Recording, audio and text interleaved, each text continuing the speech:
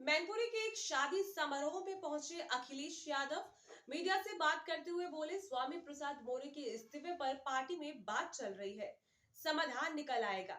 NDA को हराना बड़ी लड़ाई है, सबको साथ आना पड़ेगा। बीजेपी में कईयों की टिकट कटने जा रही है। एक सांसद तो अपना जनपद बदलना चाहते हैं। मैं और चाचा कहां से चुनाव लड़ेंगे ये तय कर लिया जाएगा। बहुत जल्द ही सूची प्रसारित कर दी जाएगी। पल्लवी पटेल के स्वामी प्रसाद मौर्य के संपर्क में होने के सवाल पर बोले, एक न्यूज चैनल को बहुत जल्दी भारत रत्न मिलने वाला है। जया, अमिताभ बच्चन, आलोक रंजन और रामजीलाल सुमन जी। देखिए, क्या पीडीए का मतलब अल्पसंख्यक महिला नहीं हो सकती थी? क्या पीडीए का मतलब पिछड़ा महिला नहीं हो सकती थी? भारतीय जनता पार्टी से और भारतीय जनता पार्टी के लोग पीडीए से घबराए हुए हैं। भारतीय जनता पार्टी के लोग पीडीए से घबराए हुए हैं। जहाँ तक हमारे सहयोगी दल की बात है, मैं उम्मीद करता हूँ कि पीडीए की लड़ाई को वो मजबूत करेंगे।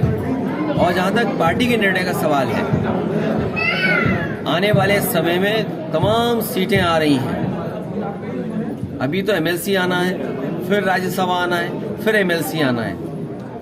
तो ये पीडीए की लड़ाई कहाँ कमजोर हो रही है? लेकिन पल्लवी पटेल ने तो वोटिंग करने से ही मना कर दिया, वोट नहीं करेंगे। देखिए, पीडीए का साथ आना, पीडीए के साथ सबको एक साथ लग जाना, ये बड़ी लड़ाई है। और ये बड़ी लड़ाई कोई आसानी से नहीं जीती जा सकती। बड़ी लड़ाई में बहुत लोगों का साथ चाहिए। आप कहाँ से लोग? पल्लवी पटेल कह रही हैं कि स्वामी प्रसाद मौर्य लगातार मेरे संपर्क में हैं, इसका क्या मायने निकाला जाए? अरे मैं देखो, तुम क्यों ऐसी बात कर रहे हो? अगला भारत रत्न किसी चैनल को भी मिलेगा। जी, मैं बहुत जल्दी और सूची भी आ जाएगी आपके सामने। आजमगढ़ की चर्चा बड़ा जोरों पे है। रायबरेली से सोनिया गांधी ने लड़ने से मना कर दिया है। तो ये पार्टी की उनकी अपना फैसला है, हमारी पार्टी का अपना फैसला हो। नहीं, कांग्रेस का एक मजबूत गढ़ माना जाता है रायबरेली और अमेठी, लेकिन अब नहीं, मजबूत गढ़ तो नहीं है। ये सही है कि वो उनकी ट्रेडिशनल सीट है और कांग्रेस की सीट ही मानी जाती है। समाजवादी पार्टी ने हमेशा उस सीट पर कांग्रेस का ही सहयोग किया। मुख्यमंत्री योगी आदित्यनाथ ने कहा कि पूरे प्रदेश में 80 की 80 सीटें इस बार जीतने वाली है भाजपा। मैं आपसे कह रहा हूं कि भारतीय जनता पार्टी अपने सभी सांसदों की सीटें बदलना चाहती है, केवल एक के सिवा।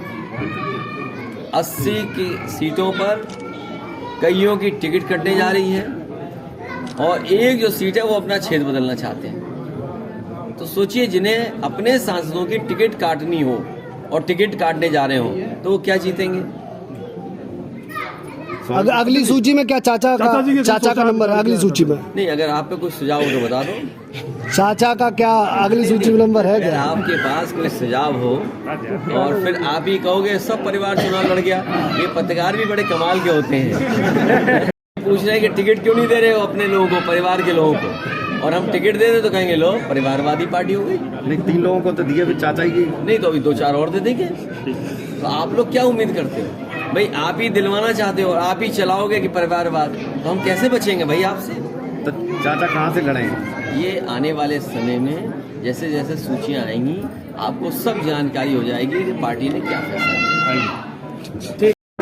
आपके ही पार्टी के कुछ कार्यकर्ताओं से हाथ होकर इस्तीफा दिया। ये जो सवाल आप पूछ रहे हैं, इस पे पार्टी के अंदर बातचीत हो जाएगी और उसका समाधान भी निकल जाएगा। इससे भी ज़्यादा महत्वपूर्ण ये है कि पूरा किसान आंदोलन कर रहा है और पूरा देश का किसान भारतीय जनता पार्टी से जानना चाहता है कि जिन्होंने ये सपना दिखाया था कि आय दोगुनी हो जाएगी, और अभी जब भारत रत्न दिया स्वामीनाथन जी को और देश के हमारे किसानों के नेता चौधरी चरण सिंह जी को, उससे किसानों की उम्मीद और बढ़ गई कि सरकार उनकी सुनवाई करेगी, एमएसपी देगी, एमएसपी के लिए कोई कानून बनाएगी।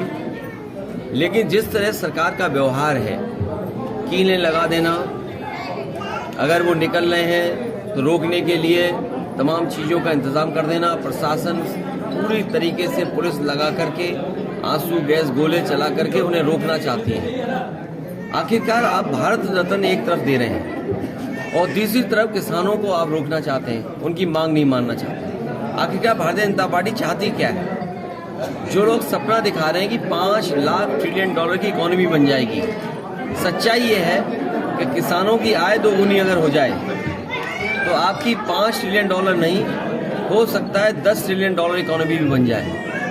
और जो लोग ये कहते हैं कि हमारी दुनिया में 5वीं अर्थव्यवस्था बन गई है, ये 5 से दूसरे नंबर में भी पहुंच सकती है अगर ये सरकार किसानों को MSP दे दे और किसानों की आय दोगुनी कर दे।